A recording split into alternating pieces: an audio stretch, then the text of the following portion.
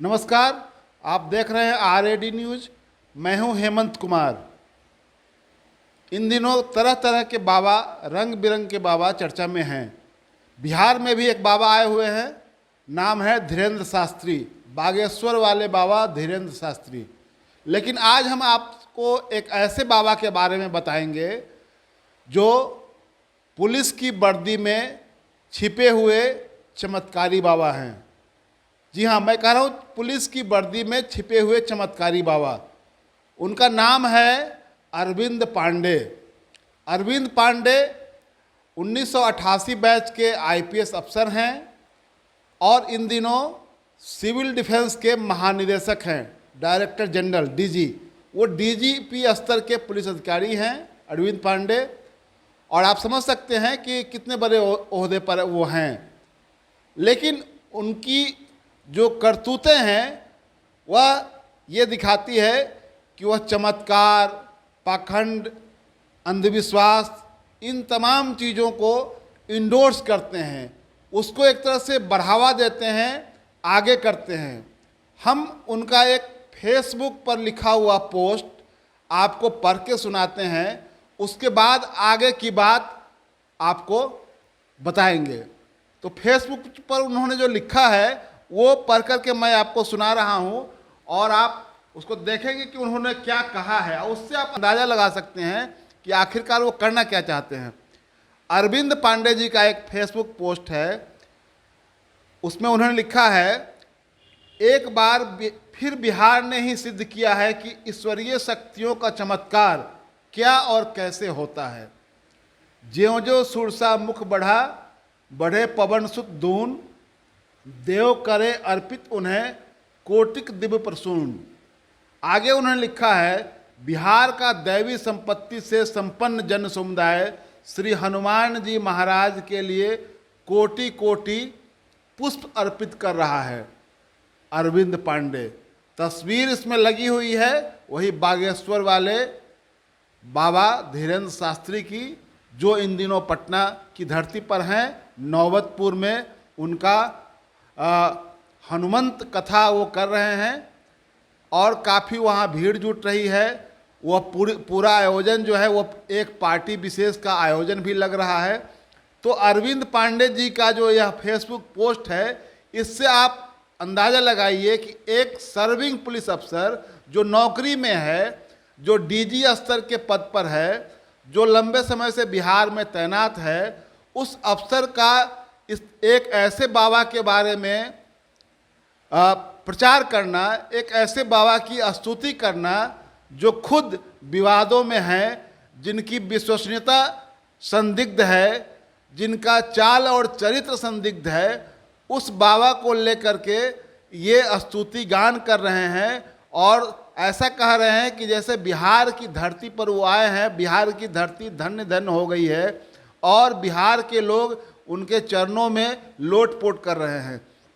तो यह जो अरविंद पांडे जी जो हैं, इनके बारे में मैं थोड़ा अतीत में आपको ले जाना चाहता हूं कि अरविंद पांडे आखिरकार क्या चीज़ हैं। अरविंद पांडे जो वर्तमान में क्या कर रहे हैं और अतीत से इनका क्या संबंध है, ये इनके पीछे अगर आप जाएंगे, इनका फेसबुक पोस्ट पढ़ेंगे, इनका ट्विटर हैंडल देखेंगे, ये ट्वीट क्या कर रहे हैं। जो सबसे विवादास्पद फिल्म अभी है द केरला स्टोरी, जिसके बारे में ये कहा जा रहा है, जिसके बारे में अब ये साबित हो गया है कि वह फिल्म तथ्यों पर आधारित नहीं है, गलत तथ्यों को सामने रख करके वह फिल्म परोसी गई है और एक तरह से नफरत फैलाने की कोशिश की गई है। उस फिल्म के पक्ष में ये ट्वीट कर रहे हैं। यह पाकिस्तान में जो अभी राजनीतिक उथल पुथल है, पाकिस्तान में जो अभी वहाँ गृह युद्ध की स्थिति है, उसमें ये इमरान खान के पक्ष में बयानबाजी करते हुए ट्विटर पर देखे जा सकते हैं। इस तरह के तमाम तरह के ट्वीट ये कर रहे हैं।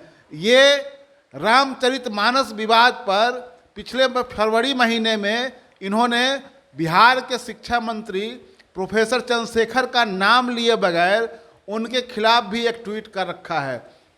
इसके बाद ये अभी इन दिनों जो दिल्ली के मुख्यमंत्री अरविंद केजरीवाल है, जिनके बंगले की साज सजावट पर जो खर्च हुआ है सरकारी राशि, उसको लेकर जो वहाँ विवाद चल रहा है, उसको लेकर जो राजनीतिक बयानबाजी हो रही है, उस बयानबाजी में भी ये कूदे हुए हैं। ये ट्विटर पर बयान लगातार उस पर तरह तरह की बयानबाजी कर रहे हैं। तो ऐसे तमाम तरह के काम जो एक पुलिस अधिकारी को नहीं करना है, उसका सर्विस रूल, उसका सर्विस कंडक्ट उसको इजाज़त नहीं देता है कि आपको इस तरह की राजनीतिक बयानबाजी नहीं करना है। वह आदमी एक बड़े ओहदे पर बैठ करके, एक बड़े पुलिस अधिकारी के ओहदे पर बैठ करके इस तरह की बातें कर रहा है और एक बाबा को के चमत्कार को, उनके पाखंड को एक तरह से वो इंडोर्स कर रहे हैं, उसको प्रोत्साहित कर रहे हैं, उसको प्रोत्साहन दे रहे हैं, उसको बढ़ावा दे रहे हैं। तो आखिरकार ये क्या करना चाह रहे हैं, इनका मकसद क्या है? तो अरविंद पांडे के बारे में और थोड़ा उनकी कथा मैं बता दूं कि अरविंद पांडे जी जब 1997 में पलामू के एसपी हुआ करते थे, उन दिनों एक वीडियो की वहाँ पर हत्या हुई थी। बिहार के लोगों को यह याद होगा, नई पीढ़ी के लोगों को मैं बताना चाहता हूँ कि वो भवनाथ झा थे, वीडियो जिनकी हत्या हो गई थी वहाँ पलामू में। और हत्या की वजह यह थी कि नक्सलियों की ओर से लगातार उनको धमकी मिल रही थी। उन्होंने इसकी शिकायत अपने डीडीसी से, अपने डीसी से, अपने पुलिस कप्तान से, जो उस समय अरविंद पांडे वहाँ हुआ करते थे, इन लोगों से की थी। अपने जान पर खतरा बताया था। तो अरविंद पांडे को इस खतरे की जानकारी होने के बावजूद अरविंद पांडे ने भावनाथ झा की रक्षा करने के लिए उनको सिक्योरिटी नहीं दी, उनकी शिकायत पर गहन जांच पड़ताल नहीं करवाया। नतीजा हुआ कि नक्सलियों ने एक रात उनको घर से खींच करके वहीं पर उनके ब्लॉक ऑफिस में और गला रेत करके उनकी हत्या कर दी थी। इस मामले में अरविंद पांडे पर जांच चल रही थी और 2020 में इनके खिलाफ सरकार ने कार्रवाई की और इनका 4 इंक्रीमेंट रोक दिया गया, यानी कि जो वेतन वृद्धि होती है वह रोक दिया गया।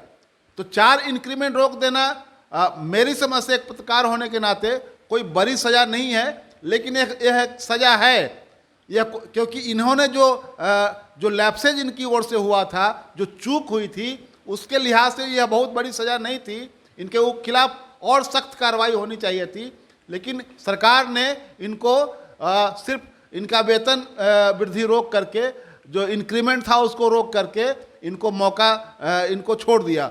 लेकिन उस समय 2014 में जब जीतन राम मांझी मुख्यमंत्री थे, तो इन्होंने उनके जरिए अपना इनके ऊपर जो इनको जो सज़ा हुई थी, जो इनका इंक्रीमेंट रोका गया था, उसको इन्होंने जीतन राम मांझी से उसको माफ़ करवा लिया था। जीतन राम मांझी ने ये सज़ा से इनको मुक्त कर दिया था। लेकिन जब दोबारे नीतीश कुमार जब मुख्यमंत्री बने, तो नीतीश कुमार ने 2020 में वो सज़ा फिर से बहाल की और इनके खिलाफ 4 वेतन वृद्धि इनका इंक्रीमेंट रोकने का सरकार ने निर्णय लिया और जो पुरानी जो सज़ा थी इनके खिलाफ, उस सज़ा को बहाल किया गया।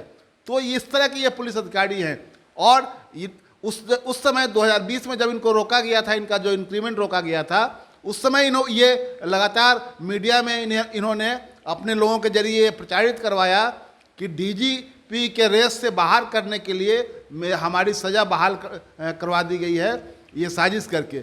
लेकिन असली बात यह थी कि इन्होंने इतनी बड़ी चूक की थी, एक अधिकारी की हत्या हो गई और जबकि इनके पास पूरी जानकारी थी कि उस अधिकारी की जान पर खतरा है, इन्होंने उसकी सुरक्षा के लिए कोई उपाय नहीं किया और वह अधिकारी मारा गया। तो यही वह अरविंद पांडे जी जो है, वो पुलिस की वर्दी में छिपे हुए एक चमत्कारी बाबा हैं। ये खुद चमत्कारियों को प्रोत्साहित करते हैं, उनको बढ़ावा देते हैं, उनकी प्रशंसा करते हैं और अपनी ओर से भी सोशल मीडिया प्लेटफॉर्म पर उनके लिए स्पेस क्रिएट करते हैं। तो यह जो अरविंद पांडे हैं, इनके ये सरकार के संज्ञान में ये बात जरूर आई होगी और ये पहले से ही दागी अधिकारी रहे हैं। इनके खिलाफ तो और सख्त कार्रवाई होनी चाहिए, क्योंकि ये माना जाता है कि सरकार में बैठा हुआ व्यक्ति जो वो अंधविश्वास, चमत्कार, इन तमाम चीज़ों से मुक्त होगा और समाज को भी एक नई दिशा देगा। लेकिन यह समाज को पीछे ले जाने के लिए, अंधविश्वास युग में ले जाने के लिए, चमत्कार युग में ले जाने के लिए ये लगातार इस तरह की हरकतें करते हैं।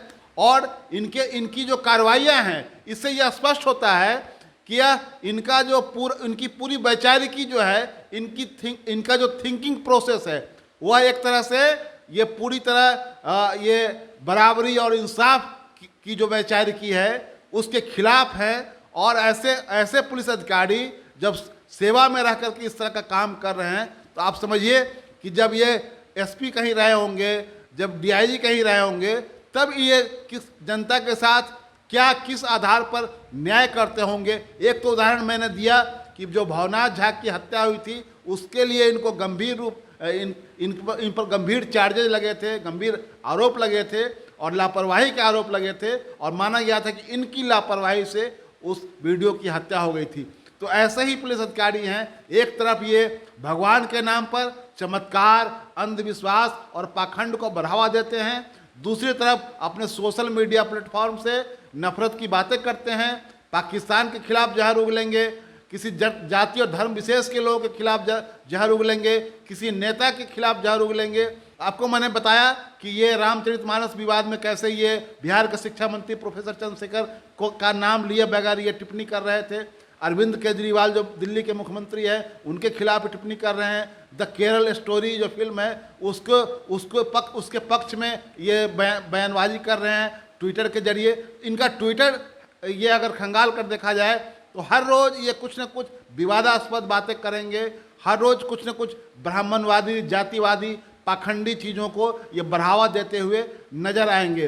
तो हम ये जो बाबाओं का जो ये सिलसिला चल पड़ा है, एक बाबा जो यहाँ आए हुए हैं, जिनके बारे में, जिनके चमत्कार, जिनके पाखंड को लेकर के चर्चा हो रही है, उसी बीच में अरविंद पांडे जैसे लोग जो पुलिस की वर्दी में छिपे हुए एक चमत्कारी बाबा हैं, इनके बारे में आपको बताना चाह रहा हूँ कि ऐसे लोगों से भी सतर्क रहने की ज़रूरत है और सरकार को ऐसे लोगों के खिलाफ सख्त कार्रवाई करने की ज़रूरत है। हम चाहेंगे कि सरकार इस तरह के मामलों की जांच करवाए और ऐसे अधिकारियों पर जो कि अपनी जो सेवा संहिता है उनकी, उसके खिलाफ जा करके इस तरह के काम करते हैं, उनके खिलाफ कार्रवाई होनी चाहिए। धन्यवाद।